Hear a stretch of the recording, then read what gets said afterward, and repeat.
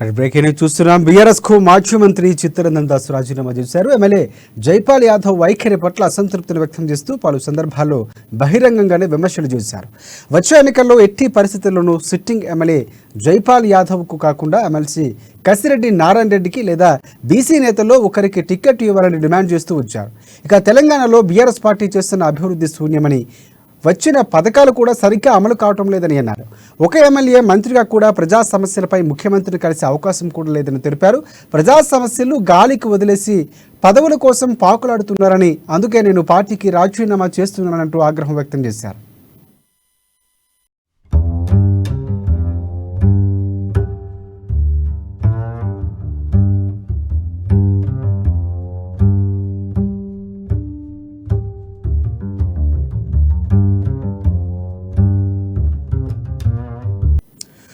Breaking news చూస్తున్నాం. BRS కు మాజీ మంత్రి చిత్తరంజన్ దాస్ రాజీనామా చేశారు. ఎమ్మెల్యే జైపాల్ యాదవ్ వైఖరి పట్ల అసంతృప్తిని వ్యక్తం చేస్తూ పలు సందర్భాల్లో బహిరంగంగానే విమర్శలు చేశారు.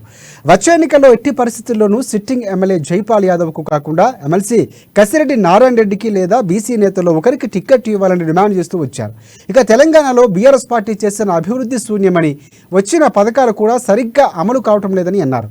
ఒక ఎమ్మెల్యే మంత్రి కూడా ప్రజా సమస్యలపై ముఖ్యమంత్రిని కలిసే అవకాశం కూడా లేదని తెలిపారు. ప్రజా సమస్యలు గాలికి వదిలేసి కేవలం పదవుల కోసం పాకులాడుతున్నారని, అందుకే నేను పార్టీకి రాజీనామా చేస్తున్నానంటూ ఆవేదన వ్యక్తం చేశారు.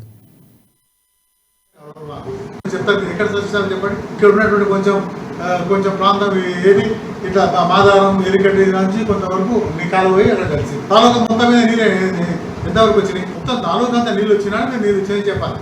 మీరు ప్రతిసారి 4-3 సంవత్సరాలు కాలువ అవుతుంది చెప్పుకుంటూ వచ్చారు. ఏడు కాలువ ఇంకా 5 సంవత్సరాలు అయిపోయి ఇప్పుడు మీరు పోయి అన్ని ఫౌండేషన్ చేస్తున్నారు. ఈ ఫౌండేషన్ ఏం వేయాలంటుంది ఇప్పుడు వేస్తే ప్రజలు ఎట్లా మనల్ని. కాబట్టి ఇవన్నీ దృష్టిలో పెట్టుకొని మనం ముఖ్యమంత్రి గారు ఎట్లా కావడం, మాకు మాజీ మంత్రులు మేము 2 రాష్ట్రాలకు మంత్రి చేసినాము. కనీసం ఇప్పుడు సమస్యలు ప్రజా సమస్యల గురించి కూడా ముఖ్యమంత్రి గారిలో లేకపోతే మంత్రులు కలిసే పరిస్థితులు లేకుండా ఇవాళ టైం వేయకపోతే ఇక మనం ఏ విధంగా ఇవన్నీ సమస్యలు తెలుస్తాం, అంతదానికి పార్టీలు ఎందుకు ఉండాలి అన్నట్టు ఆలోచనతో మరి ఈ పార్టీకి రాజీనామా చేసినాం.